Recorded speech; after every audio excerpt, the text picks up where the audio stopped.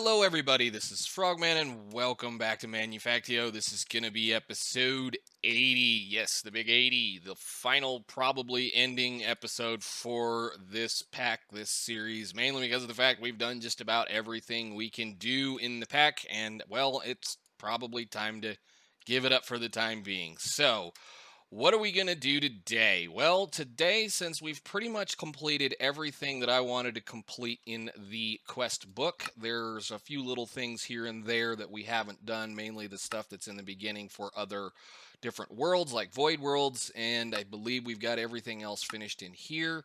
There's a couple of things in Elite, like right here, these little four. I think we're going to save them to complete today because I was informed there's something that I want, or at least something of interest in this little line. Said last episode that I didn't need any more chunk loaders because I can craft them, but apparently there's something down in here that we need to look at. So we'll look at that later. But we've done a lot of work, or I should say I've done a lot of work. Y'all have been doing a lot of watching, I hope. So the base over the last couple of days, I should say this week, I've been expanding or at least adding some more just details and fun stuff to it so that I can kind of make a nice little pretty area for you guys to enjoy when you guys download it, if you download the world that will be hopefully included in the description of this video. So we're going to do a walkthrough today. We haven't done one in a long time, and I figure since we're going to end, we might as well at least show off everything that's been accomplished and done and built around here. So for those of you that don't know, this is my workshop area. This is where I have some of my AE materials, my crafting terminal, and the main storages for all of my random miscellaneous stuff. On this wall over here, we have a little bit of just what do they call these things? Storage monitors, just so that I can kind of see some of the things that I need to kind of keep an eye on as far as things go. Again, central location, generally speaking, I usually have a workshop when I do stuff. So we'll also go along with a few of the other things. I have been using the exosuits from Tech Guns pretty much since I was able to unlock them because I like to be very fast. And of course, we have the normal cool stuff where we have an anti-gravity device, of course, night vision goggles, and a couple of other little things. Anti-gravity device, as it says, is creative flight, which is wonderful for when you get to that point. It is also very fast. There's at least another option for flight, which is the, the jetpack, which does a wonderful job. It gives you kind of elytra-like flight and a few other things. So, I guess since we're in the workshop, what we need to go do is we need to go start at the beginning of the process. So, in our world, or in Manufactio, for those of you that do not know, we use mining drills or powered drills or fuel powered drills, coal powered drills to be burner drills, blah blah blah blah blah, to be able to pull things out of the ground. And you find those things either with a seismic reader or an advanced ore scanner. Both of these will locate chunks that have virtual ores in them. You can't dig down in the chunk and find them. So what these two are sitting here for is the fact that we have been completing a lot of the challenge quests. We've actually completed just about everything in this thing except for these two. Of course, I can do these if I want to. I can just literally turn the base on and let it run for 12 or 13 hours and get both of those if I really want to. These challenges, however, are something that you need to be looking at when you're playing the game once you can get to them, because they reward you with lots and lots and lots of good stuff. So that's what these two drills are here for. They're both upgraded with the uranium drill heads. And that's how we do this. And these, as far as the other thing to mention, these are the only two filters in the base area here. So pollution has been a management thing that I've been doing since day one. And the only reason why I have these two right here is because I really didn't feel like plumbing these guys into the rest of the system underneath the base, because they're really not doing a whole lot unless I need them to be doing things. So this is, again, kind of some of the other things that I've been working on. There's a little small thing on top of my little ore processing area. Well, this little ore processing area, and as you guys noticed, those of you that have been watching for a while, you're going to see a few things that have changed. So on this little line over here is where I do my basically osmium processing. This is the 3 times mechanism process. I would do the 5 times, but I really don't need that much osmium. So this is the easy, best way to probably be doing osmium as far as making it work when you get to that point. Everything else as far as ore processing and ore storage is happening over here. And as we see, these numbers are going up because those guys are digging up a bunch of challenge stuff left over from quite a while ago.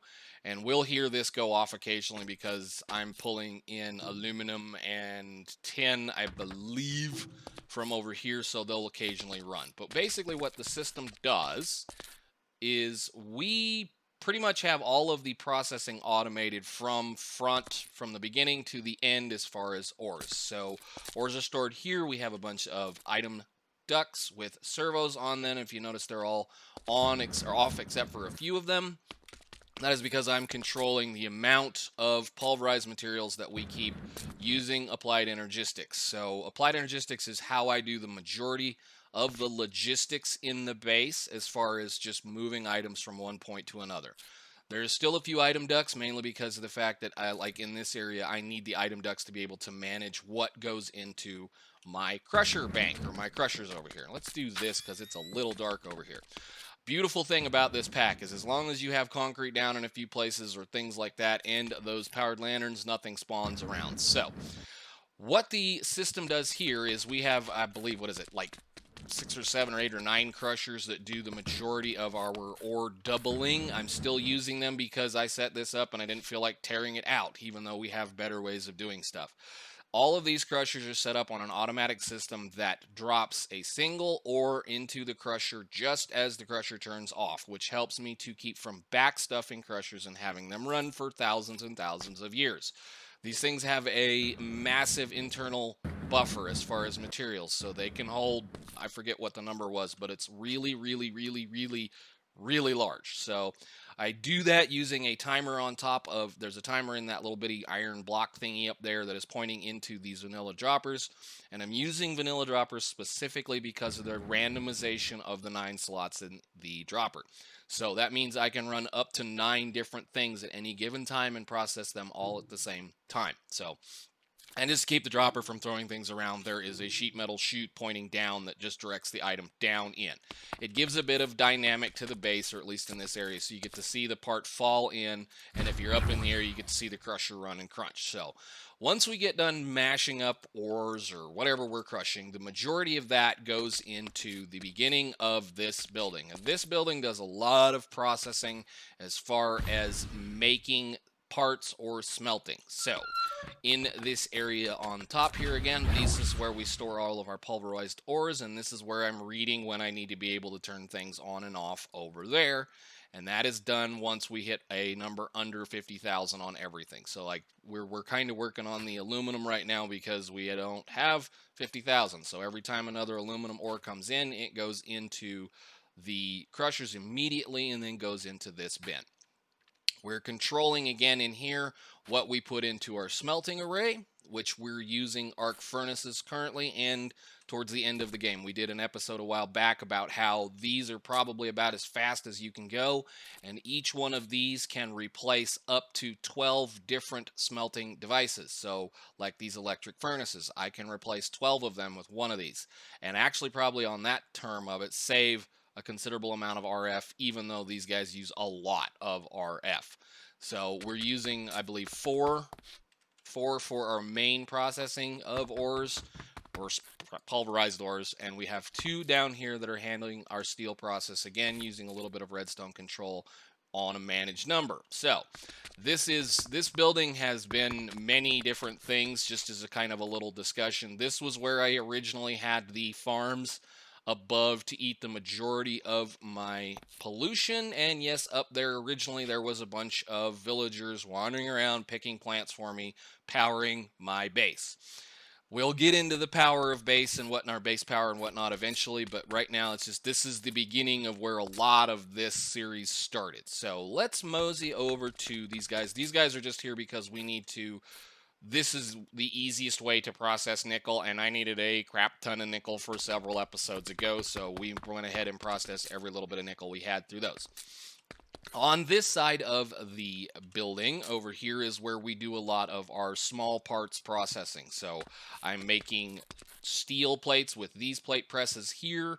I'm making iron plates with all of these plate presses here, as well as using a backup system of rolling machines from Advanced Rocketry to help along with this process. So when this number here gets under a very large amount, like I think it's under 800 or 500, these guys fire off and help to catch everything up. I do that mainly because of the amount of plates you need. Plates are pretty big, and they're a heavy user, along with the wires, which we'll be looking at in a little bit. And I didn't want to have to continuously babysit the lubricant that these require in order to make plates. So it is something to keep in mind that when you get to advanced rocketry, when you're processing materials into smaller parts, that anything that requires a special fluid to process, you have to be able to make a lot of it. And lubricant is an oil process that we will talk about eventually, or at least sooner on down the line here. And there's a reason why I don't use them, or didn't use them quite a bit at the point when we set those up. So on this wall, or at least this line over here, is where we make gears. And there are multiple ways of making gears. Gears can be crafted. They can be plate pressed out using 2 plates, using a press mold, or one of these with a gear press mold. And you can make them using advanced rocketry. And when you get to advanced rocketry, this is the way to make them, because these machines are ridiculously fast. And this is a 1 to 2 process, if I remember correctly. Whereas here it's a 2 to 1. So we use 2 rolling machines over here to press iron ingots into iron plates, or roll them. And then these rolling machines here turn the iron plates into iron sheets. And these lathes over here turn the iron sheets into iron gears. Long story. This little guy right here, this little bitty system of 3 lathes, is making us gold wire for blue circuits. And we'll get into this just in a second once we go upstairs. So we'll run upstairs very quickly and look at the monstrous, massive mess of copper wire production that we have going on this side. All of these lathes over here, again, when you get to this point, you want to be using these to make your copper wire instead of the plate press system down there making copper wire, because this is I believe it's a 1 to 2 or 2 to 3 or whatever. We can actually look at it really quickly. Copper wire can be crafted in a lathe. It's a 1 rod to 2 copper wire, and this is a 1 copper ingot to 2 copper rods. So it considerably makes a lot more copper wire this way, and they are considerably faster. And yes, I need this much because the circuit factory we're going to visit next chews through this stuff like no one's business. All right, on this side of the building, we have our, molecular assembler stacks, or this is how I usually tend to build them when we're doing packs like this. There's not a lot of crafting that I need to do, so this is mainly just for me to just, whenever I need something to craft, or I have to set up a, something that can only be crafted in a 3x3 crafting machine, I set them up in here. So we're going to go upstairs one more time just to let you guys know that this ugly, nasty mess is still here. This is where I had my villager trading area, and it's still kind of chunked up and made a mess up because I really haven't ever felt like messing with it. But they've all since moved on to their retirement home and have gone out of here. But at one point in time, this base, or at least my playthrough, was based considerably around villagers. I bought all kinds of things from them. That's how I got all my early glowstone. That's how I got all my early ender pearls. That's how I got some of the enchantments that are on these guys. It's kind of one of those things. I based this base a lot around villagers because I needed to be able to kind of clean up the pollution, because I didn't want to be dealing with the pollution pumps or the pollution mess at the point in time when this pack was out, when we were doing that. Now, the pack has gone through many changes, and had I known that those changes were going to happen, it probably wouldn't have built it the way that I did, but we'll get into that when we get to the pollution portion of the thing. So, very worth your time to try to build a a villager trading system or a villager system, because you can get a lot of really good stuff from them, including parts like immersive engineering blocks and things like that. So in this building, transitionally nicely, is my circuit factory. This is where I make all of my greens, reds, and blue circuits, as well as the purples, although we don't have them on the wall over here because we really don't need to make a lot of them. We make green circuits still in regular old advanced assemblers because these are still plenty fast enough for me. I can augment them and make them even faster, but they do what they need to do. The system is automatically controlled again by an applied energistic subnet network right there, and it takes care of all the stuff. And I left all of the ducting in because when this system is moving and running and doing what it needs to do, there's a lot of animation in the pipes. And I know I can turn these into whatever you call it, opaque ducts, and it would save a little bit on my FPS, but it's really kind of fun to just come in here and watch all the items fly around in these little bitty pipes and whatnot.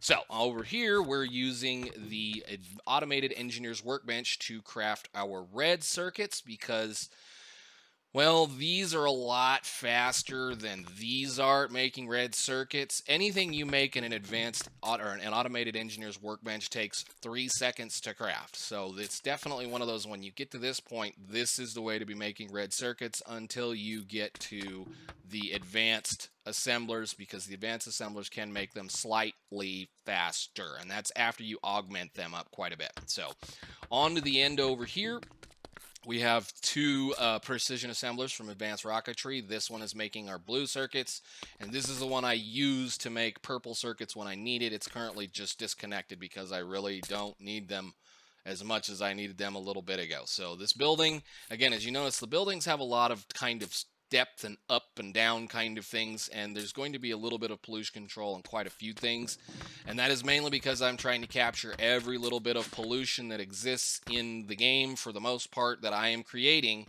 to use it for other things. So we will talk about that when we get to that point. It's probably going to be once we get over to that general area. Continuing on with more of the stuff and things, the parts and pieces. This building is what I'm calling my advanced ore processing building. This is where we process, titanium into titanium ore, this kind of stuff right here, and that's actually going to go to work once I do this. That titanium ore is then processed in either this arc furnace here to create titanium ingots, or in this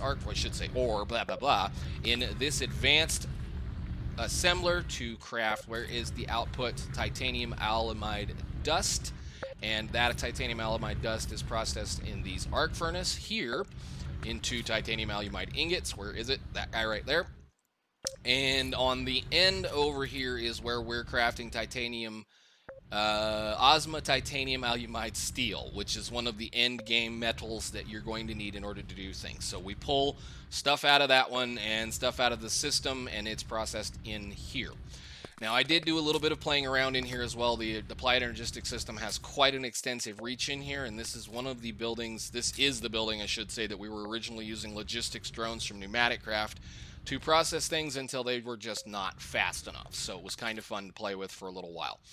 On this wall over here is where we are producing the, resonant ender, so that we can process these little, what are they called? The unusual crystals for the unusual science. They require quite a bit of stuff to do, to include the unusual ore that we were mining from one of the moons, and this is a kind of a hand-fed process.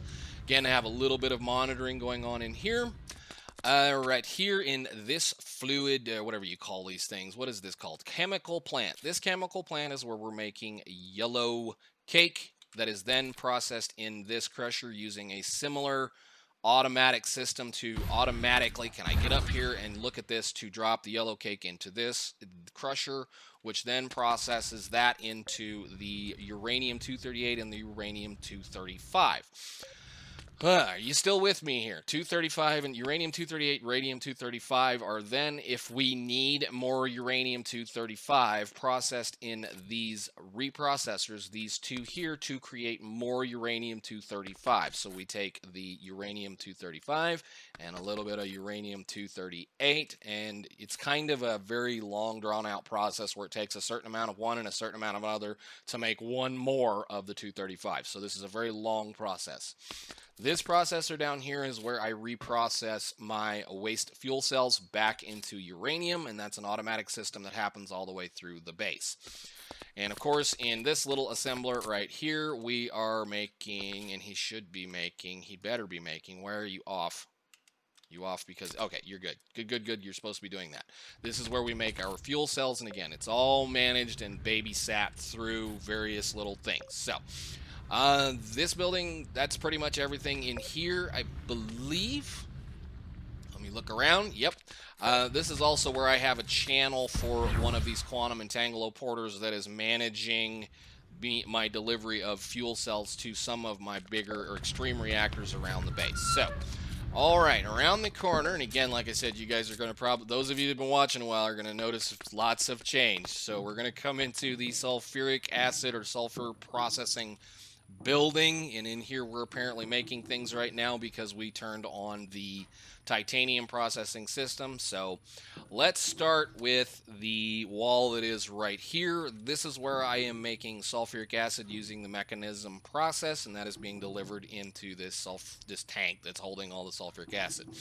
Originally, we were making sulfuric acid using sulfur and pulverized iron in an immersive engineering mixer. There were, I think, 3 of them in here, and I'm still keeping one around in case this system kind of can't keep up, and it can get a little slow at times depending on how much is going on. And I need to flick the button again because I loaded and reloaded the world and all of my redstone broke, but that's fine. We'll talk about that in just a second. So over on this wall over here is where we are creating the materials to be able to process or make alien goo, if I recall correctly, for one of the sciences. So in this mixer here, we're taking redstone and turning it into destabilized redstone. That is being fed into this chemical plant with fluid XP, and I believe, where is it? It's on the other side back here. Yes, sand. And you combine those those 3 things together to get alien goo. On this little machine, or this setup here, we're making what is this stuff called? This is called creeper acid. Creeper acid, in how I am making it, is made with gunpowder and biofuel with some water. This is the best way to make it because biofuel is very easy to make. I have plenty. We have got lots of things to go, and we've got plenty of other things.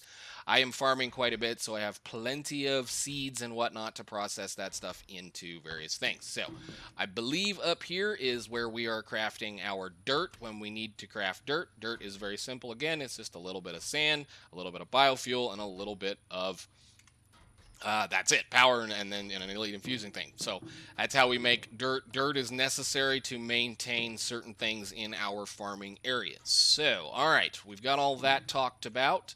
This is, let's see, yep, that's our creeper acid tank, and if we run up here, this is probably one of the last places that I still have some semblance of a rail yard left, because we still need to be able to bring sulfur over from our oil processing plant to make sulfur. So this is one of the last places that we still have that going on.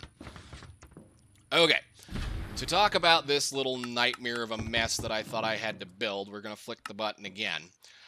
There are ways of cheesing some of the, and I call it cheesing, I'm using it to craft things. There are ways of being able to process certain types of pollution so that you can utilize them in one or more fashion.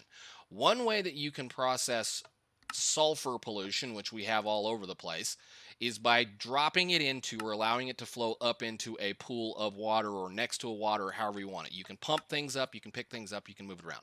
What happens is when the sulfur pollution touches water, it turns into polluted water. So you can take polluted water and process polluted water into sulfur using a chemical plant in, let's see if I can get to it, chemical plant and a little bit of a gas filter. Gas filters are not that hard to make once you get to the point where you can make it. So that takes a single bucket of polluted water, turns it into a single piece of sulfur, and then that system, or those are directed back into the system. So I try to recycle as much of the pollution as I can without washing filters, without trying to clean filters, without changing filters. And back in the day, that was a really big thing. Now it's not so much of an issue because You can clean filters and turn them into either the sulfur itself, or you'll get the polluted water, or you'll get liquefied coal, which you can then change into oil products. So on to the rest of the thing. So the last little area that I'm going to touch on here, I believe, as far as processing for other materials, is going to be the little nightmare that I set up a while back for, and I have to fix that block. Do I have one of those laying around? Probably. I think it's this one right here. The bugs. That's all they do, is tear things apart. Every time I have a raid or whatnot, I have things blow things up. So in this building is where we do a little bit of EMC processing. I don't use a lot of EMC. It's more or less just to kind of have fun with, but I have used it for a few things. This building has gone through several iterations. That's why there's still machines hanging on the wall. What I was doing, and what I have been doing, is I've been using the machine called a Hellforge to turn one item into another. So those of you, once you get this unlocked, this is how you make a lot of certain things. Glowstone, blaze rods. Let's see, can we get to that point where it's here? Yeah, blaze rods, gas tiers, glowstone, gold, nether brick, nether rack, nether wart, quartz, and of course soul sand. So what I'm using it for is I'm using on the roof, there's a couple of power flowers up here, just little bitty kinds of things.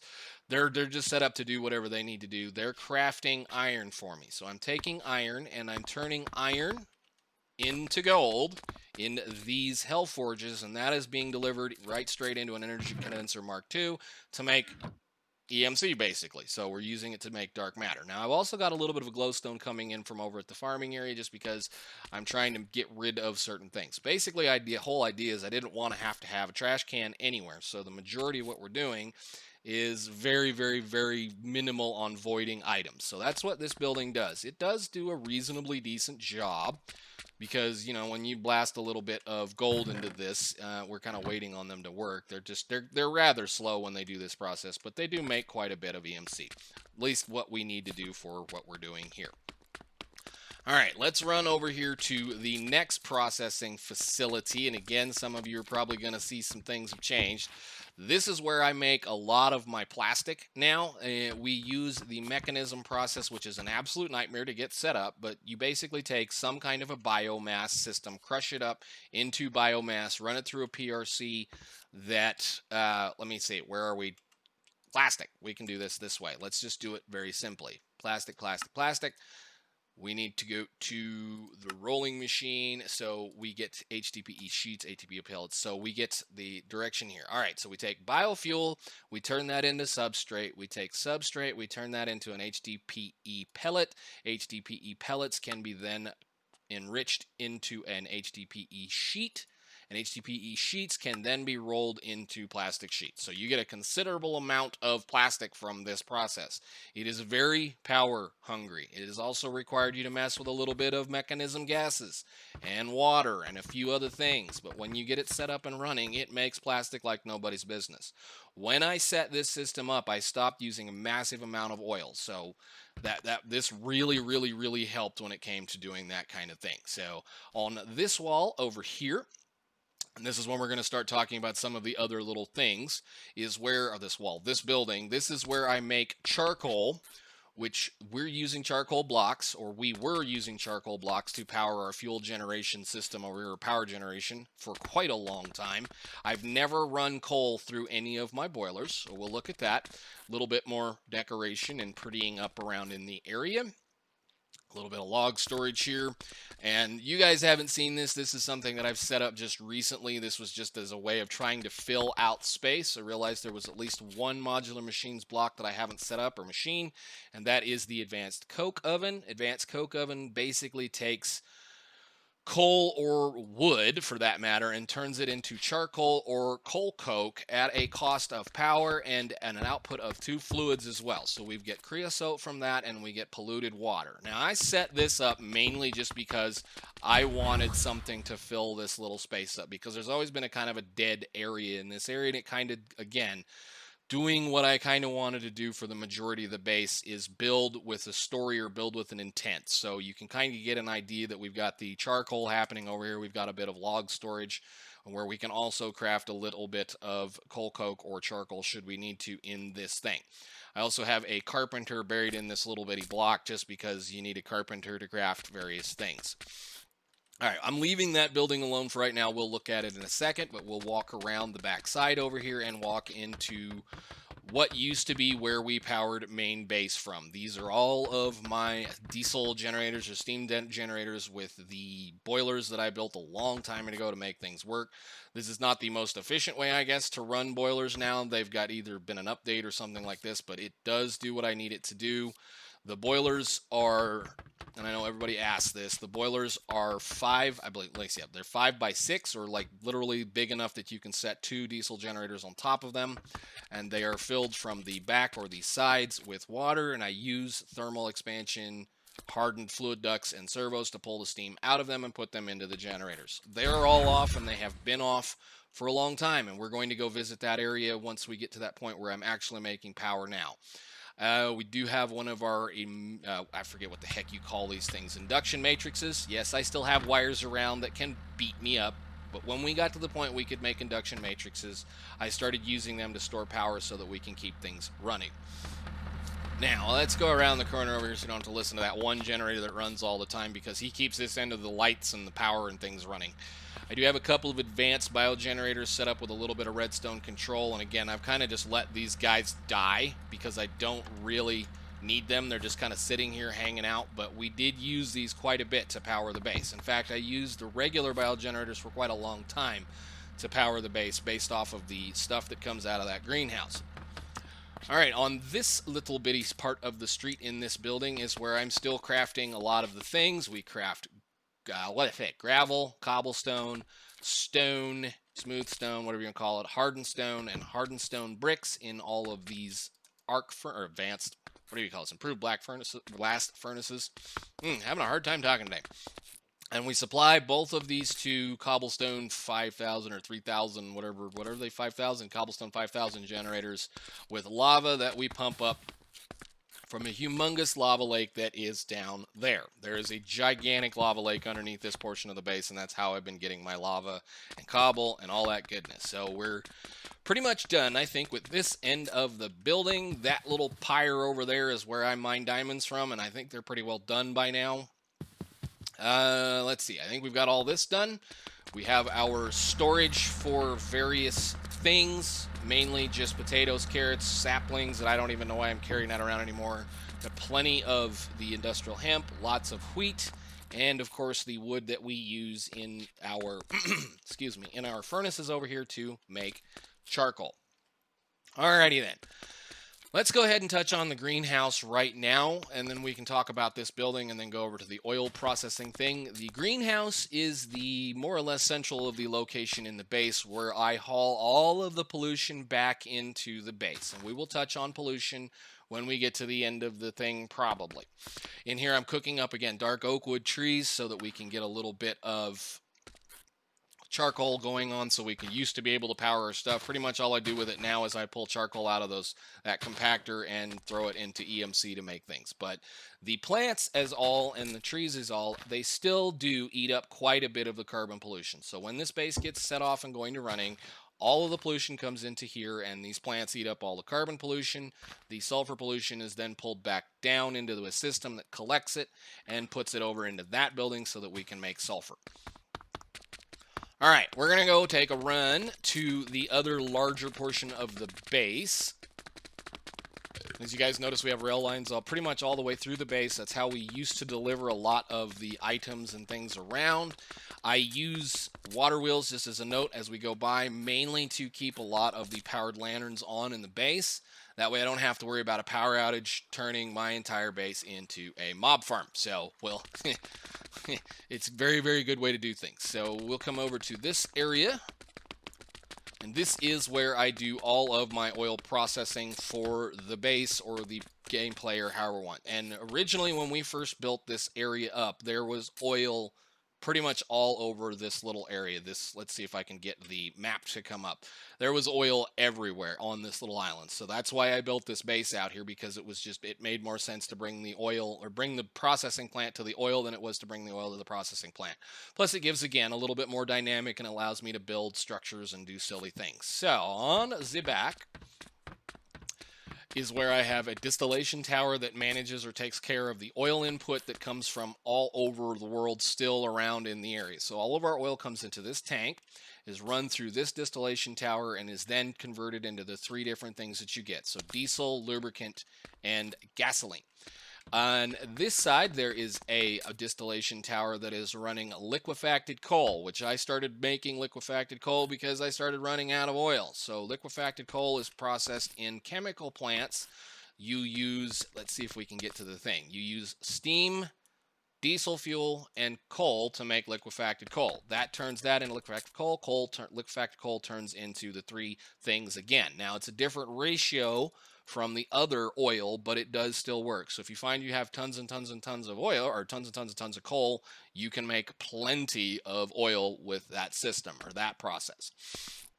On the back here is 3 Frogman processors, where I use these guys to convert the bitumen product that comes out of these distillation towers into, again, oil, using sand and that and some steam, which I believe steam is on this side. I believe it's steam. Yeah, steam. So, and we're making a small amount of steam basically with this little, oh great, we have an invasion tonight. So hopefully we can get through this without having to deal with them.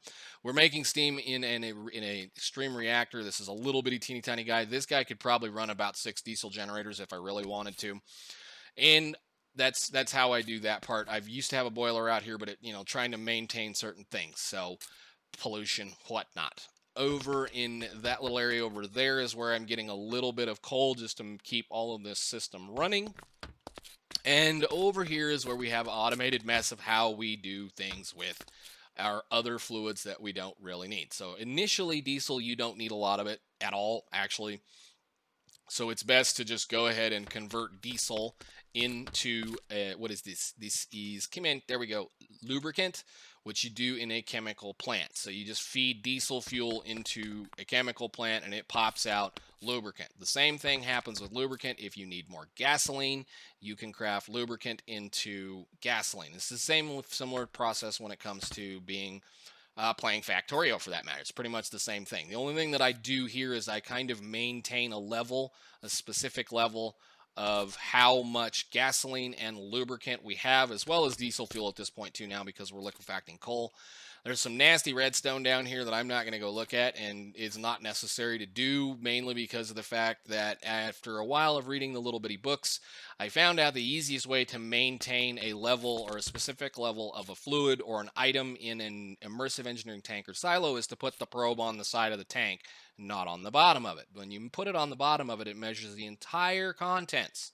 When you put the probe on the side of the tank, so in this position here, you will get a level of what's in that tank. So the higher you mount the probe on the tank, the fuller the tank will get before it emits a redstone signal, which you can then use that to turn machines on and off. So basically what happens in this section is we use redstone to control how much is in both of these tanks, or these tank banks, so that we can keep a decent amount of lubricant and gasoline on hand at all time. All right. Out here over on this little row is where we make sulfur and plastic, or where we have made plastic and sulfur. Sulfur, we still use this quite a bit actually, but you just feed in gasoline, and I think it's just gasoline, right? Gasoline and, yeah, just gasoline and a little bit of water, and you get sulfur. On this bank here, you take coal and gasoline, and that turns into plastic. And that was back there over there. I used to make solid fuel here as well, but I have no need for solid fuel anymore, so we don't worry about it. On this little section out here is the rail yard that we use to move a few things around. This is the fluid loading station that I'm using from Industrial Renewal to load a tank cart that takes all of my stuff, or takes the lubricant over to the factory portion of the area over there to use to be able to be processed. Used to have a big, massive, nasty redstone thing out here that loaded barrels and unloaded barrels and put them in mine carts, and it worked, but it got really kind of buggy after a while, so we don't use that anymore. Again, just trying to keep things kind of decorated. You don't need all this, and I just kind of did it because I liked it. But there's a cart hopper in underneath that thing that loads a cart as it comes through, and of course we have all of the signals that we need to maintain this end of the system. So rails were a very big part of my base for quite a long time until I got the mechanism, till we got these things, the quantum entangloporters. Once we got these, the rails kind of started going away because we really don't need them once you can make magical channels that can run things all over the place. So, alrighty then. Where are we? What are we doing? We're doing pretty decently. Let's go talk about actual production of science and components for science. So, in this building that is right across from the workshop is where we build all of the parts, pieces, majority, anything else that we haven't built already for science. So, like in here, we're making the conveyor belts, and in this one, we're making the inserters for the red science. Or is that green science? Green science. In here, I'm making efficiency modules. These are my module makers that I'm currently using. So we have efficiency modules, clear up to efficiency module 3, and these are speed modules, clear up to speed module 3. On this wall, we make I believe this row, we're making the package power drills for blue science, motors, and electric engines, and I think this is batteries. This should be batteries. Why is this off? Why are you off? Oh, yeah. Well, I'm not worried about it right now. That one's probably, I think I shut that one off. Yeah, I did shut that one off for a reason. We don't need them right now. But yeah, that's for batteries. In these, we're making silicon wafers for certain things that we need them. And this is just an assembler, or an IE assembler, that I use mainly to wash applied energistics cable, but you can use these to craft up to, this is the next big thing. This is one of those great little spots where when you get to these guys, you can start crafting a lot of the 3x3 stuff recursively. So things that require 3x3 crafts to craft recursively can do it, and then you're done with that. You don't have to set them up in various other little things. And then you move on to the molecular assemblers from applied energistics. This chemical lab is where I fill my little nuclear power cells for my jetpack. So you just toss one of those in there, and he crafts us up a nice little nuclear power cell. Thank you very much to keep my jetpack happy. This assembler here, I believe, is crafting the productivity module 1s that we need for productivity science.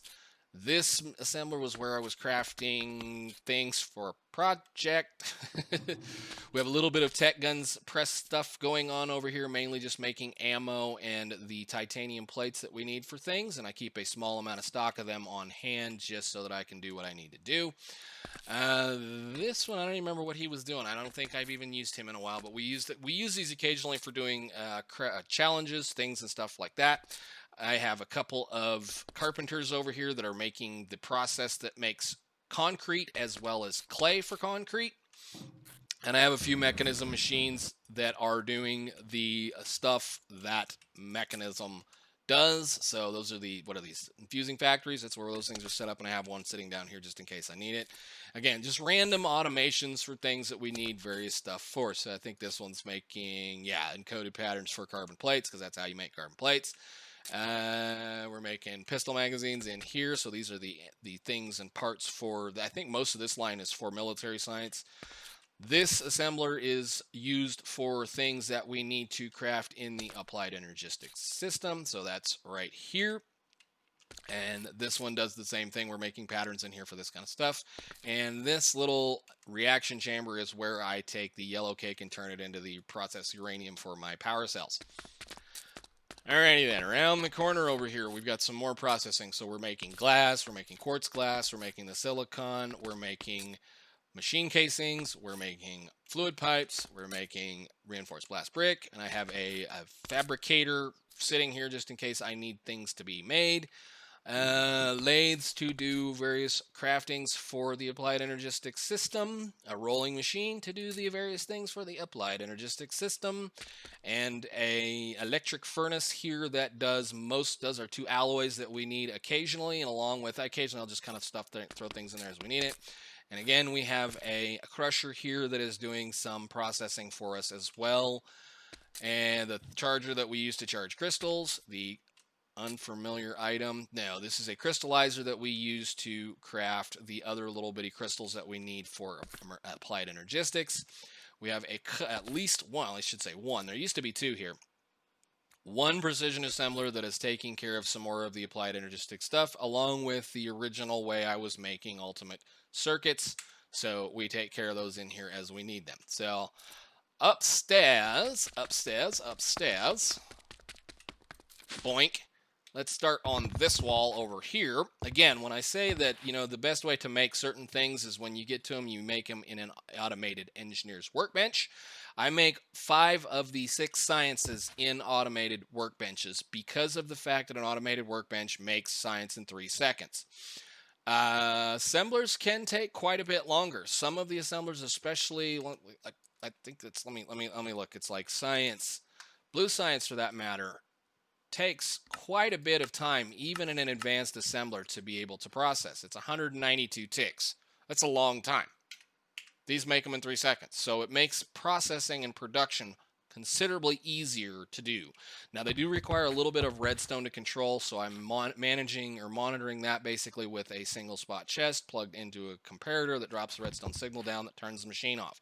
These machines do not back stuff. That is their biggest downfall. So you have to babysit them or else they throw items everywhere. But we make all of our sciences up here in those, except for the yellow science. Yellow science, I make it in a duplicator because this saves me all of the hassle of having to craft this and this and this. I just make it in a duplicator. So all I have to do is make one of them and plug a little bit of uranium-238, which I have tons of, and electrotine, which again I have tons of, and you can mine it up. These require a lot of power, but it makes automating the yellow science considerably easier. And as far as I recall, you can probably do most of the harder packs again in a duplicator. So you could do the blues in a duplicator, but they're still pretty slow. That's why I'm not really concerned about the rest of it. Excuse me. On this end over here is where we make our crystals from mechanism. And crystals, you need a lot of crystals from the mechanism process to be able to make things from applied energistics. So that's what I do over there. All right, we have, I believe, 7 labs now. And I use the advanced labs mainly because, again, it's about numbers. It's easier to automate a number that's the same or close to the same. So we make science in 3 seconds over here.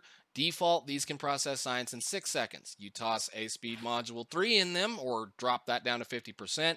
For the process of a little bit more power, you are making science over there at 3 seconds, and I'm making science right here in 3 seconds. So as long as the base is running and not lagging like mad, every single one of my sciences, except for mainly the yellow, gets created in 3 seconds. So it's pretty cool. All of these machines are, like I said, fully augmented up. They've all got power, and they've all got a bunch of stuff that deliver, I should say, a bunch of pipes that deliver that stuff out to the building that I don't think we've been to yet. This machine is where I was making the anomaly research, and we make anomaly research in the applied energistic system because it is a 3x3 craft. All right, we have a little bit of lubricant storage over here, and that looked like it was disconnected for a second.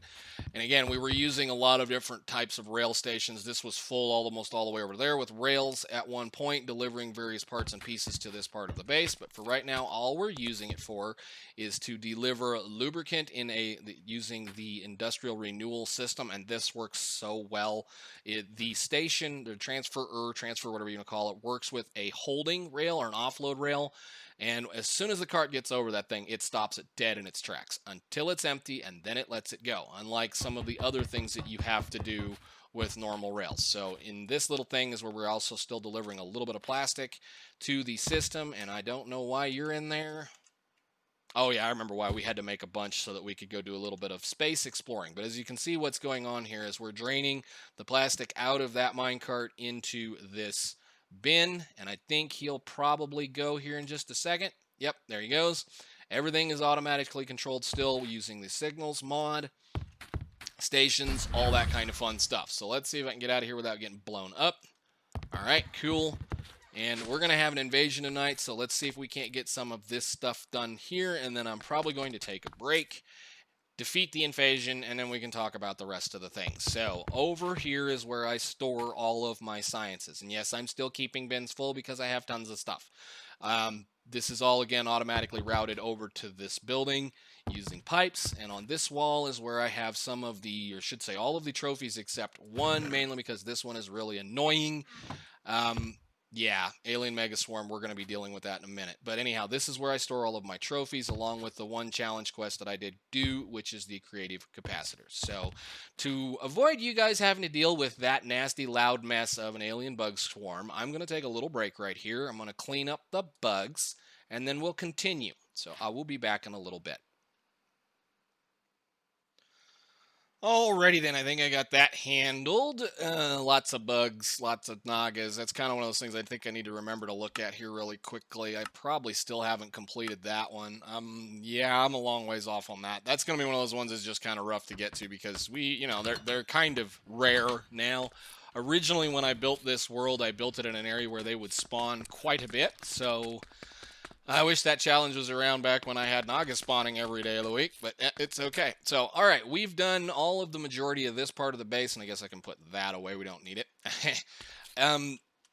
Now we're going to talk about some of the other things that I have constructed over the time that we've been here. And this is where I'm kind of very proud about this little bit because I've spent about the last couple of days this week, 2 or 3 days this week, making this end of the base look more like it's part of an industrial complex. So all of this, for the most part, is new as far as some of the things except for these buildings. So I kind of got bored the other day and played a little bit of Fallout 4, and Fallout 4 kind of got me interested in doing a little bit of decoration on this end of the base. It used to be that this area was all open, and now I have, well, shipping crates and little vents and factory blocks and spot chests and things around. A lot of this doesn't do anything, although it could be made to do things. Like I did set up a refinery for immersive engineering because, well, we can make diesel fuel in that or biodiesel and run diesel generators, things like that.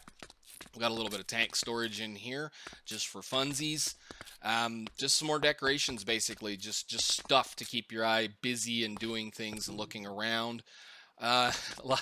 This took quite a while to do. We smacked down a couple of more machines over here just to kind of give us something to look at. So I've got an industrial fermenter and industrial squeezer in this area. But in this area is where we have several of our very important structures. So that is my mob farm. That is the monster that I have been, using pretty much to power quite a bit of certain things. This is where we make a lot of stuff. And behind me is my mechanism reactor and all of the two buildings that control the mechanism reactors. So let's start over in this area. And yes, we did finally put a fence up kind of around the outside of the area, and it's just mainly decoration, so you can get in and get out and kind of do a few things. But let's start with the mob farm. And let's look at our music and sounds and make sure that the hostile creatures are turned down because it gets pretty loud in here. All right. Just in time for rain. Love it. Anyhow, this is a water washing drop farm kind of system. There are, I forget, about 11 spawn pads in this that basically what happens is the mobs spawn on the... as you can see right there, they spawn on obsidian platforms. I use observers with an observer system with some Project Redstone magic up here to run the water washing, and I still need to fix that because I blew it up. It's amazing. Creepers, mobs, everything. It's the worst thing in the world to build something out of things that can either be exploded or demolished or mined because everything gets blasted. But anyhow, what happens is every so often a water stream fires down, or I should say a redstone signal fires downward that turns on all of the water streams that wash the mobs off of the platforms down into a collection area underneath, where they then fall down a little bit more into a killing area where we have a mob grinder that is just, or mob masher that is full of all of the upgrades that I can get into it except for beheading because I really don't need the heads. And it chews up the mobs. Now, that drop is there mainly because I need to be within a certain distance of that pad right there for mobs to spawn. So as long as I'm in here, we're at the correct distance from here all the way up to work. So Why does it work? Everybody asks, why does it work so well? And the reason why it works so well is that every cave pretty much within 128 block radius of the bottom of this farm is lit up. I've spent hours and hours and days lighting up the caves underneath here. So about the only place the mobs can spawn is in that farm. So because of the way the mob spawning rules work in this pack, they can't spawn outside out when it's dark. So this thing runs pretty hard pretty much all the time. Now if you look, you can probably see it on the mini map right now. Can I get to caves? Can I go down a level or 3? I need to go under. Okay. You can kind of see some of this lighting areas and whatnot. Let's see if we can go up a chunk. There you go. All those little dots, those are all glowstone nooks. Yes, we've got a few little bitty guys getting away, but there's quite a few areas where I've spent a lot of time just lighting everything up as much as I could. So that's how that works. I have my enchanting system set up in here. We have an anvil. I've got a way of being able to repair all of my tools because all of my tools have mending on them, and we have a reasonably decent storage of liquid XP because we need liquid XP for things. So if I stand over here, I can actually dump these levels off very quickly. Now, if you want to get rid of your XP very quickly, the best way to do it is by standing on more than one of the XP drains. So there's 20 levels gone in a hurry. If you stand on one, it takes forever. On this wall over here is where we have a small applied energistic system that is doing a small amount of storage for us and managing various things. So what we're doing in here, this is my emerald factory, basically. What we're doing is we're taking all of the mob drops and everything we don't need and we're turning them into emeralds. So everything that comes out of here that we don't necessarily need a lot of, so past a certain amount like right here, of these bones and rotten flesh, gunpowder, all that kind of stuff, gets processed in this corner in these energy condensers to make emeralds. And the reason why we're making emeralds is because we need emeralds to be able to make the challenge sciences. I'm also using a set of loot or bag openers to open all of the loot bags and loot stuff that comes through. And I have a recycling system up here that is making all of the patient bags into whatever they're going to drop. I have the molecular assembler here that is basically taking all the wheat and crafting all of the wheat into bread, which if we wait for a second, there you go, you'll see it. That is again getting dropped into over there. I have a system right here that is opening the Tech Guns drop crates into their basic whatever the heck it is that they have. So we have a block placer that places the crate down, a block breaker that breaks the crate. Whatever's in the crate gets put in that chest and then put into that thing. Most of everything that I want now I have already gotten as far as Tech Gun stuff. A little bit of storage, of course, the trash can for all the garbage that we don't need. And he's off right now because he caused a lot of lag, but I did at one point have a pneumatic craft drone in here opening these crates, and I actually probably need to set him back up. But there's an easy way to do that. You basically have a drone act like a thing where it takes one of these crates like this and right clicks it, and it will automatically open it in front of this little bitty absorption hopper here that then picks up all the stuff, puts it in the system, and gets rid of it. So that's pretty cool. This thing has been awesome. I've used it for quite a long time, and it's also one of our major forms of getting oil. For those of you that don't know, making a mob farm is very worth it in this pack, because in this building, we make oil. So I have 2 more Frogman processors in here that take rotten flesh and get to the thing, bones, and liquid XP, and that's processed into oil. So that's one way of getting a lot of oil. I've chewed through, I don't know how many buckets of liquid XP and, basically mob parts to make oil. And I really probably should set up another one of these over here, but it does do what it is. It's not the fastest way in the world to make oil, but it is a way to make oil. Now, let's go over here again. Like I said, most of this is just decoratory, just to get your eye to be looking around and doing things and stuff, just to try to keep some things going on. But in here, in this big building, is where we have our main power generation for the base. This is a mechanism fusion reactor, I believe, or whatever it is, that we're basically pumping end all be all water from 2 different sources into this thing to make power. So we're currently making right around 790,000 RF a tick, 790,000. If I turn this thing all the way up, it makes 1.2 million. I don't need 700. I don't need that. So we're just kind of just letting it sit here and idle and do what it needs to do. These can be made a lot more efficient, a lot better, a lot faster, a lot gooder, all that kind of stuff. Gooder is a word in my world, so that's how we do that kind of stuff. We pull the power out using a quantum entangler. We drop it into a reasonably large induction matrix, at least one that can hold a considerable amount, and it is not upgraded fully. And I may, like say, before I get completely done in total with this, upgrade that up to as big as I can make it inside there. We have the basic throttle control here, which is in this chemical infuser, good lord, which is taking deuterium and tritium and turning it into the fuel for this thing, which is, let's see, chemical infuser is taking the, let's do this over here, turning that into DT fuel. DT fuel is then being pumped into that along with the tritium and the deuterium, and I'm throttling the system right here instead of in the reactor because of the fact that we have to be mindful of how much power we use. So I throttle it basically by how much of a speed module upgrade I put in this thing. And we'll talk about those upgrades in a little bit, but that's how I managed to keep this thing happy. Let's go to the deuterium section since it's pretty easy to understand. And again, we're using a little bit of a theme here. Deuterium is made from heavy water, or water. So I have a tank out here with a little bit of water, and we have a little bit of, water stone around, just make it look like there's a deposit of heavy water here that we're mining up. But we go in this building, and I have a bunch of electric pumps sitting over an infinite water pool with a filter in them specifically to find the deuterium in the water. That's how you find deuterium, basically heavy water and all that kind of stuff. So we take an electrolytic separator, we separate the heavy water out into deuterium and whatever the other one is that I don't really care at this point, but this little system is very simple.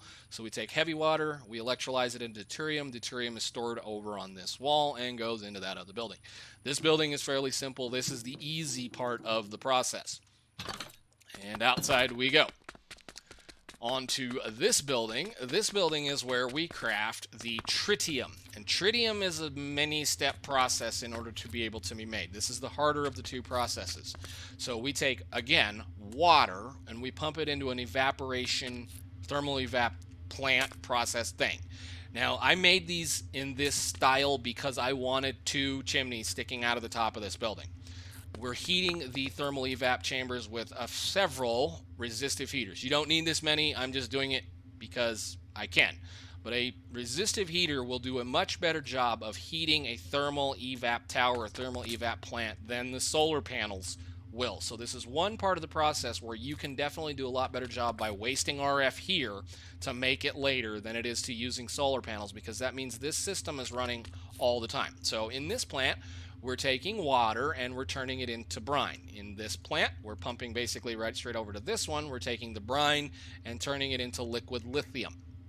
Liquid lithium is then stored up there in that ultimate fluid tank and then is delivered to two rotary condensators, or whatever, that turns liquid lithium into a gas, or turns it into liquid. Why is that all at buggy pipes?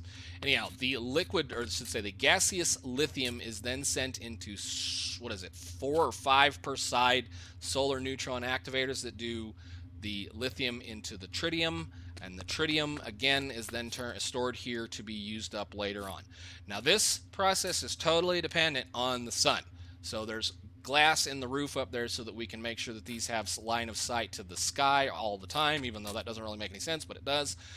That's why I have so many of these, is so that we can run a certain amount of time over this whole system. Basically just kind of hangs out during the daylight times once it is caught up. So once sun goes down, we use up a bit of the battery that we have here, or the bit of the storage. And when the sun comes back up, these guys fire off and process at a considerably faster rate than what it takes to make that thing happy. So that's the tritium process. Again, they're both pumped into the reactor building, and we make power out of it. Alrighty then. Okay, so we're over on this side over here. Let's go look at some of the archaic stuff that we still have laying around, which is the villager breeder, where I got all of my villagers at one point in time, and it's kind of still worth mentioning because this is definitely a way of making a lot of resources for your base early game if you can get a hold of the villagers. So this is 1.12, so 1.12 requires a special type of way to take care of villagers. Villagers require to either be fed or be happy, basically, to be able to process or to be able to breed and make more babies. In here, I'm using the greenhouse glass to make sure that those carrots grow all the time. What happens basically is that he's kind of beat his little thing up a little bit, and I probably should get in there and fix that so that something doesn't spawn. But I have a farmer villager in there that harvests all of the crops out of that area. There is a villager down here, if you can just barely see the doors. There are 6 doors down there that represent the village. So that villager down there and that villager up here can see each other and want to try to get to know each other. So it counts as a village. Normally what I want to do when I want to produce or grow or breed more villagers is I take the villager that's in here. He's in here in storage for a reason so that I don't make any more because they get really laggy after a while. But basically what I do is I take him out of this tank, and I put him in that minecart and bring him over to this system and run him back into that general farming area. And because there's an infinite kind of a loop happening, that guy breeds with that guy, makes babies. Babies run off the edge, fall into a water channel, go up into this holding tank area until they grow up or be ready to be worked on. And they will continuously, infinitely breed because either one of these 2 villagers in here want to try to breed with that one, but because they can't, their cycle is more or less reset. I never hit a population cap, and you keep going. So that's how you make breeders or villagers fairly quickly. Yes, the 20-minute cycle takes a little bit of time, but because that one and that one can see each other, and that one and that one can see each other, the time limit is more or less cut in half. It's only 10 minutes. So I did have a little bitty processing system in here where I could check to see trades, to see what I want, so I could bring them down into this little area and shut this lever off. The cart would stay right there, and you check the trades. If trade's good, you can send them outside. If trade's bad, you can send them somewhere else. We used to have, like I said, the trading system on top of there, so there used to be a rail line that went all the way down over there up to the top, and I would just send them off, and they would pop into another area. And if I didn't like them, well, they would just get delivered into this little building here that lets them die mercifully, kind of. They literally fall all the way to bedrock because the minecart goes over that detector rail, or that this activator rail. And that activator rail, when something flies over it, kicks the whatever's in the cart out onto the next available spawnable block, which is that one. Once the minecart runs past that activator rock, it goes over detector rail. That detector rail fires a piston that pulls that block out and drops them down. So that's how I got rid of all of them. You want to make sure you're not the one killing your villagers, because if they see you kill a villager, then their breeding cycle gets reset and they won't like you for a good period of time. So, all right, that is where I did all that. It's still functional. If I want to turn it back on, I can have piles and piles and piles of villagers. On this wall over here, or this area, is where I mined a whole lot of cactus. And for those of you that need a lot of cactus, this is the best way to get cactus, because when you make a lot of greenhouse glass, you need a lot of cyan dye, and cyan dye is made with cactus green and lapis. All of my initial lapis that I got went into all of that greenhouse glass. Tons and tons of it. All right, we have one pump jack over here, and there's an oil field out here that I have been mining for quite a while, and this is actually the little village that I got most of the breeder beginning villagers from. We've got quite a few pump jacks out here. I'm pretty sure this is probably about empty by now, and I'm pretty sure actually I need to come over here and shut this off because I am almost 100% certain it's empty. Yes, it is. Cool. This is where I was getting a lot of gold and copper, so we'll just kind of clean that up and just shut that off so it quits wasting power. And a creeper. All right, let's take a fly back over to this area of the base and let everything load in and lag us out pretty heavily. But yes, I was really very happy with how all of this section kind of turned out, because it was just mostly open space. All of this area was just a couple of buildings, and there wasn't a whole lot of decoration going on. And I tried to make it themed kind of somewhat like a little bitty industrial area where you would be pulling things in or moving things around. I know it's something you don't normally do with modded Minecraft, but when you get bored, this is what you do, or at least this is what I do. All right, so we're going to get on to the next part of the phase of the pack, where this was going to be, or this is my spaceport, space station thingy kind of deal. This is where we built our initial rocket up there. and this is where this is where we produce the fuel, whatnot, for the rockets that come into this area. So I have a chemical reactor that is being fed from a, what is this thing called? Purifier. Now, there is a thing in this pack where you cannot directly take a fluid, a specific fluid, and pump it into one of these chemical reactors to make the fuel and the oxygen that you need. We have to take a mechanism electrolytic separator and convert hydrogen and oxygen into a purified form that is then put into, basically we're taking a mechanism gas and turning it into a fluid that we can then pump into other things. So this is also where I get my oxygen, or at least some of my oxygen, for the tanks and whatnot that we have. And this is the other magical thing that I know I probably should be mentioning. The reason why I'm still wearing all of my exosuit is because of the fact that I spent a lot of time playing with those villagers. I do have a space boot power system thingy here, but it sucks. So if you're looking to try to be able to use the best armor in the game as well as being out in space, you need to find 4 airtight seal books and apply them to your armor. And what that does is when you apply it to your armor, it gives you the little O2 meter that you see underneath of it, which means I have really, really good armor and I can go out in space and do whatever I want to go do. So on this wall over here are 2 reactors. These 2 reactors are powering a excavator on the moon that is digging up the osmium and the unusual crystals. I actually probably need to go up there and get those set back up again because I'm pretty sure we're probably getting a little low on that. I also have a satellite builder over here that I use to copy some things. Part of advanced rocketry is we don't need to do a lot of the hard stuff with advanced rocketry. You can go directly to planets. You don't have to do the research and satellite looking for things and stuff like that. So yeah, up here again, we have a rocket assembling machine. We have a rocket monitoring station, a space station assembler, and the fueling station that we use to build our initial rockets. All right, that's most of the main base as far as I recall. There is a mining outpost right over there is being glitchy because those miners don't render in very well, but that's a big chunk of iron and things like that. Let's go do a quick look around here. I'm pretty sure we've got everything in the main base because there's a couple other things we need to do. I thought I took care of that.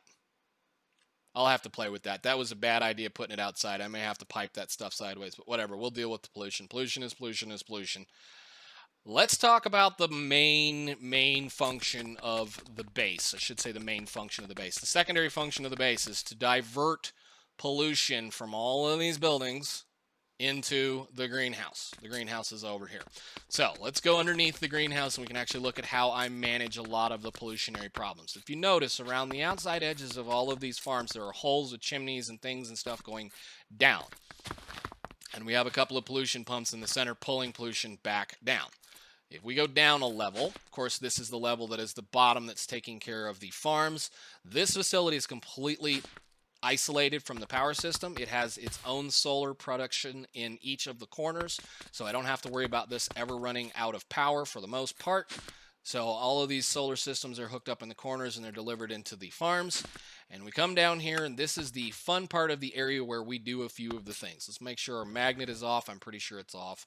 Yeah, okay, magnet is off. In here is where some of the production goes as far as me cheesing. People call this cheesing. I call this recycling pollution. Everything that ends up in the center of the greenhouse upstairs is delivered back down to this room and released into this little chamber. And as you saw, we have a water washing system that comes in and breaks the pollution. If you hit a pollution block with a water block or flowing water, you break it. It drops as an item, and it drops as an item for very, very, very quickly. I mean, very, very, very, very quickly. We then collect that item using that absorption hopper over there and then sort it into 2 systems. There are 3 different types of pollution for each type of pollution. So there's actually 6 different pollution blocks. The carbon are then delivered out into the rest of the sides over here, where they're dropped into a block placer that is then put out into the system and sent back upstairs. Again, sulfur pollution is sent over to the sulfur plant area where we manage making things into sulfur. So As far as the sides go, the sides all have a delivery system. These are all vents and whatnot that deliver the pollution up into the actual building so that we can use it up as much as we can. And this is a kind of one of those, don't have a really pretty area and we don't need to, but as you saw, there was a little pollution block that went up. There's another one. They get picked up by the vents and sent upstairs. I have humongously long pollution venting system piping stuff to be able to move pollution from one building to another. So the idea is we take pollution pumps. Let's go all the way down here to the end. We're underneath the smelting building over here.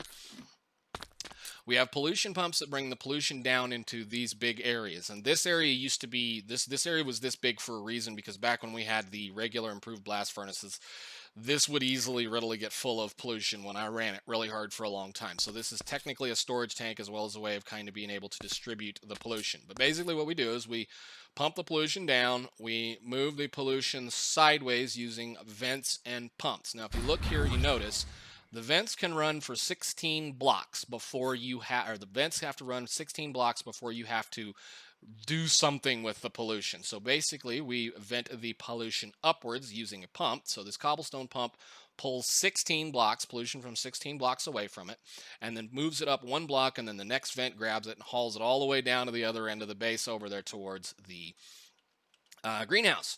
Every major base, every major building in this area has some semblance of a pollution system taking care of it. This is heading out to the oil processing system, buildings. This area again is underneath the smelting factory. That's a drone killer. I have another line of pumps this direction that go out there and pick up the stuff out of the other the component factories. I am actually venting as well the down here there should be a, yeah, there's the lava lake. I'm venting the lava lake because it's free pollution, basically free carbon. Up. And yeah, that's what we do in here. That's how I've been doing and managing a lot of the pollution. That's how I take care of it. That's why I don't mess with any filters hardly at all. And yeah, every corner of the base there is one of those things set up. So there's a wing over here that, come on, speed boots. This wing goes out towards a lot of the circuit processing. That wing over there goes this direction. That wing over there goes out underneath all of the other stuff. And they're basically all the same thing. So that's what we do. We haul all of the pollution into this area, and we pump it upstairs and let the plants eat it. And once the plants are done eating all of the carbon, whatever's left is usually going to be just the sulfur. It wanders its way up to the top. It's brought back down, pumped up, broken, turned into sulfuric acid and sulfur and whatnot over in this building. So let's check on our thing. I had to restart the game again. As long as I'm in the game, this thing works just perfectly fine unless my TPS kind of breaks. So let's explain this little thing here while we're here. If I can get down there. All right, so we bring all of those sulfur blocks over to this area. We place them in block placers. The block placer will then put the pollution up in the air right above it. This vent grabs it and delivers it specifically to this set of chimneys or those chimneys so that I have a direction as to where the pollution flows. Once it flows up, it gets into the water. There's a little bitty redstone system upstairs. Let's see if I can get up here again. And this is kind of the jankiness that is vanilla Minecraft. I'm using an observer to detect when that block of water changes into something else. So I don't know if we have any in there, so you'll see it right there. Once it changes into polluted water, the observer fires. The observer fires into a toggle latch with a fairly long pulse. The toggle latch then sends a pulse into this dispenser that picks up that basically uses a bucket and picks up that polluted water. The bucket is then delivered over to this storage over here. When that water changes back, or when the water flows back in, the observer fires again, which resets this toggle latch. So that's how we manage all of that process.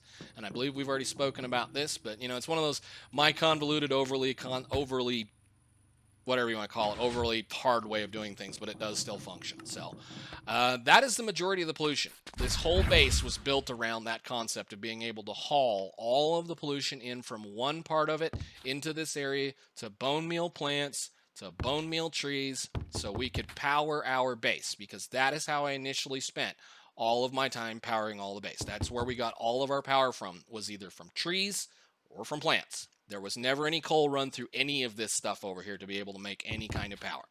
And then we started getting other power systems. So like the extreme reactors, I used them for remote areas before I got the quantum entangloporters.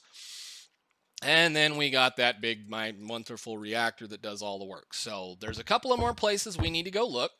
If I can get down. We're going to go to the end very quickly because there's a couple of things over here that I kind of want to look at using our wonderful teleportation system. And ding ding.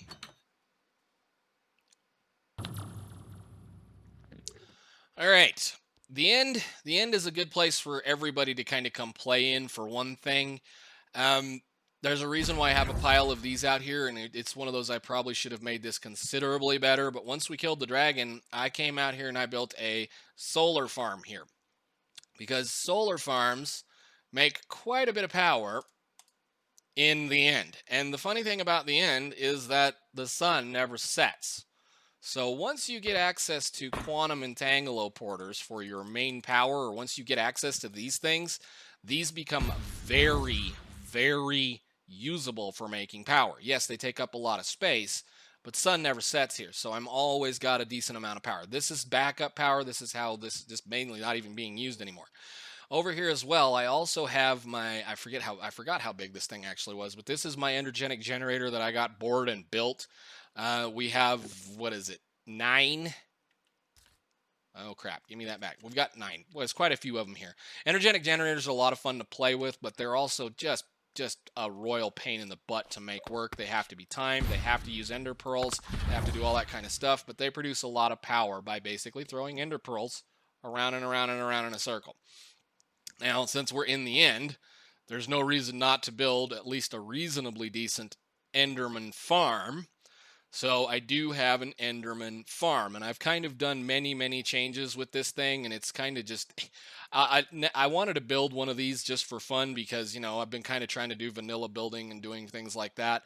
I will never build one of these again in modded, ever. Ever will I build one of these in modded. But basically how it works is they naturally spawn on this platform. I did add a few of the interdiction torches since I got them just to try to shove them forward a little bit to get them a little bit closer to the bait that is. And we're going to have to turn that all the way off. But I'm using a vanilla mechanic where Endermen absolutely hate Endermites. So what they do is they spawn up here and they run towards the Endermite and they fall down. Normally, it's pretty slow until I get up over here. Now I put the... Dude. I didn't... Did you fall off? Good. I hope you fell off. Anyhow, normally what happens is they'll just kind of stand around out there until they notice that the Endermite exists and then fall down to their deaths. There is a mob masher right there that is doing all of the work for us, and this definitely cranks out Enderman after a while. It takes a minute for them to warm up and then realize that Endermite's up there. The reason why the interdiction torches are out there is so that they will spawn out here. It just shoves them further closer to that Endermite so they get their attention quicker. There are many better ways of making mob farms in the end. This is not the greatest one as far as modded is concerned, but it does do a reasonably decent job of producing Endermen. So that's the Enderman Farm. We can get on out of here. Of course, the end island is over there.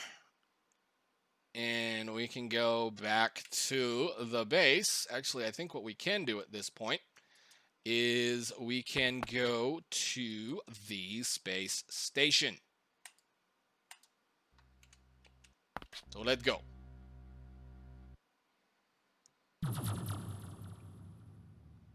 And we're going to let this sucker load in carefully. Good. And this is my space station for those of you that have not seen it. This is the monstrosity that took me almost a week or so to build, and I finally got it finished for the most part, I think. Let's see, what side are we on? I want to go out. Yeah, I want to go out this side. As far as I think. Let me out that door, dang it. I hate them stupid things. We'll start on the outside. For those of you that have not seen it, this is my Stargate-inspired Sheops somewhat space station, or Sheops or Sheops space station. I've got the majority of all the levels decorated now. We've got a few little decorations, but the outside of this thing, I used an RF Tools builder to create the initial pyramid for the structure that I needed to make the interior airtight. And then I hand laid every single one of these silly architecture blocks and did quite a lot of the the exterior decorations and whatnot by hand. This took an ungodly amount of time. And it's one of those things I'll probably never build it again, but it was one of those things I wanted to build and have wanted to build for many, many, many years in Minecraft. And well, I finally got something that would let me do it reasonably easy. Almost all of the outside of this thing is going to be some type of either factory block or nickel block or gold block, the majority of which are nickel blocks. I was going to do the entirety of the outside in gold, but gold just kind of seemed a little too bright, for lack of a better word. I kind of wanted a dirtier look, and if you look at gold, gold is a little bit more shiny than some of the other things are. Like all of this is nickel. I know it's a little shiny in a few places, but it's definitely what I wanted as far as it goes. So we have decorations on all of the sides. The two sides that do not have the shuttle bays, or should say the rocket bays, have a kind of a decoration like this. We have the clamps on the bottom that move down when the ship is attached to a pyramid, and I've got a little bit more decorations going on. I may get bored and do some more. It's kind of one of those, I just got to the point where it's like, it's good enough. You've spent a lot of time building and a lot of time doing things, and I think there's plenty of detail. I've used some rather oddball things like extendable posts and batteries to kind of simulate some things. Of course, we have to have, beacons on every corner just for fun. Again, we have landing pads on two sides, doors to get in and out of the top, or at least the actual functioning section. This is where we do a lot of our basic processes of things that we're going to do when we wander around out in space. So I have oxygen production for my person here, my player on this side. We're using 4 different purifiers, and inside this block building is all of the same stuff that we saw in the spaceport downstairs or down on the planet. That's how we produce the oxygen. On this side over here is our warp core and warp controller. This is how we move this station around. I have one of the gravity controllers that allows me to actually have gravity up here. These are very handy, very nice. On this part little here, this is our orbital laser drill that we can use to mine planets underneath of it in a fashion similar to an RF Tools builder, or I figure the RF Tools builder, if you can keep it powered, is faster, but these are still pretty cool. And this side over here is where we're making the rocket fuel for the rockets so that we can get on and off of the station to go visit planets. And again, we have a couple of chemical reactors taking care of things. They're being fed with oxygen fluid, hydrogen that is being processed with a little bit of solid fuel into the rocket fuel that we need. And on this side over here is where this was kind of, again, the little workshop. So I've got a charger, my teleporters, a little bit of just random storage that I use to build all of this stuff, and I just haven't felt like taking them back down. I spent a lot of time playing with architecture craft and industrial renewal and factory blocks and all kinds of silly, crazy stuff, to include, just little details like, things like that. I mean, who would ever think you take a wall mount, point it down, and it would look like there's a kind of a mount to kind of hold things up. So we have nice little lines and like electric thingies going on. I did not know that block, if you add it more than 2, it had a little connector line in between it, so it looks really nice. Bong, bong, bong, bong. Love those things. And of course, where is the stinking workshop? This thing, I really need to get used to it. It's not quite set in my head, is the throne room. The throne room, of course, it's a pyramid. It's a flying ship. I should have a throne room. So I went and kind of just did a bunch of silly, stupid stuff by making a bunch of little... These are architecture craft blocks. All these are architecture craft blocks. It's kind of a mystical kind of a thing, kind of whatever. You're supposed to be able to have a spot to sit and go and talk to people. I decorated all of the walls with a lot of Egyptian hieroglyphics. Got a little bit of diamond in the floor. We've got, of course, the oddball spheres that aren't supposed to exist in Minecraft. So we've got some diamonds and some emeralds. I just kind of wanted to just do something silly up here and just have a kind of a nice little pretty area to just say if I wanted to come sit on my chair, I could come sit on my chair. I know it's not something you normally do for modded, but it's fun, so that's why we did it. Almost everything in here is gold, except for the factory blocks, the diamonds, and yeah, well, that kind of silly stuff. So let's jump down here. And I think, again, since we're at this point, I am going to go ahead and cut this episode, or cut this recording for right now, and I will come back because I want to try to keep most of these sections under a certain period of time. So I'll be right back, guys. Okay, so we're back down at the base, and we're going to go ahead and do the thing that I was told I needed to go do, or at least look at for funsies. So we need to try to finish up this little process. Where is it? It's under Exotic Military and Tech. We have a bunch of chunk loaders, so I'm going to go ahead and do these just for fun. So let's get about, I don't know, that much of that, that much of that, that much of that, that much of that, and I think I need all of them, actually. Uh-oh. Well, we're going to have to, we'll just let them sit there for a second. All right, so let's go ahead and complete these down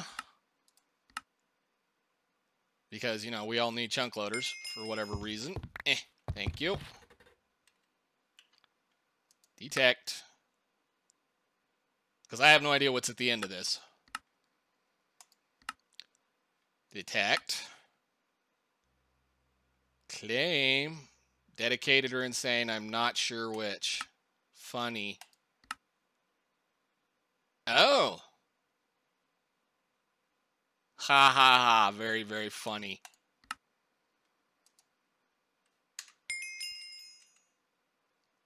Oh, that's Shell's channel. Neat. Okay, well, that's cool. Let's put all those away. Since I don't need them anymore. And the military. That's the first military I've done in a long time. A little bit more military. And as we can see, the stuff's already populating itself. And I think I have a little bit of this in here right now. So let's just go ahead and put that all away. The cake is a lie, huh? Well, where are we going to put the cake? We got to find a place to put the cake. Let's find a place to put the cake. That's going to set the world off to do many different things. I'm just going to do that. Too easy, too simple. You need to go away, dude. We'll put you right there. And then you can live up there. Well, that's cool. That's Shell's portal gun. Wonderful. Awesome. I already have one that I cheesed in, but okay, cool. All right. With all of that, I think we're pretty well done and taken care of. Everything has been explained, looked at as far as I knew. I kind of want to do the usual jump up on top of the building over here and kind of just let a lot of this stuff just do what it needs to do, and we can kind of sit there and watch the mobs drop. But again, thank you guys so much for enjoying this experience with me. It's been a lot of fun. It's the first time I ever did any YouTubing work this much long, you know, like at least this length-wise. It's been a long year. I mean, this pack's lasted a year for me. Now, I'm just going to say that for those of you playing this or watching these videos, it's probably quite simple, easy to get it done in a couple of months. But because of the fact that I was taking my time and rather enjoying it, I don't normally do this. I'm going to just give you guys that right now. I build crazy things like this. I will usually have themed bases, but I won't build at this level usually just because it's so time consuming and I'm more interested in getting most of the work done. So I've had a lot of fun, and I said it's been just a lot of great times. I said I want to thank everybody for watching. I want to thank Golrith for making an awesome pack. I want to thank all the other YouTubers out there that are doing this, that are giving me inspirations and, you know, just kind of getting ideas. And I want to thank every one of you viewers that have been watching and hanging out and leaving comments and, you know, just being pretty cool. Thanks. And it's just been a lot of fun. We are going to have something to replace this pack. We're going to do something, I don't know exactly what I'm going to do with it, but I have several ideas, and I'm going to probably just do a little, you know, coin flip, coin toss over which ones I want to do. But again, thank you guys so much for watching. I will see you in the next series, and I hope you guys all have a good time, and I hope everything is going all that well. So I will see you guys till the next time. Bye.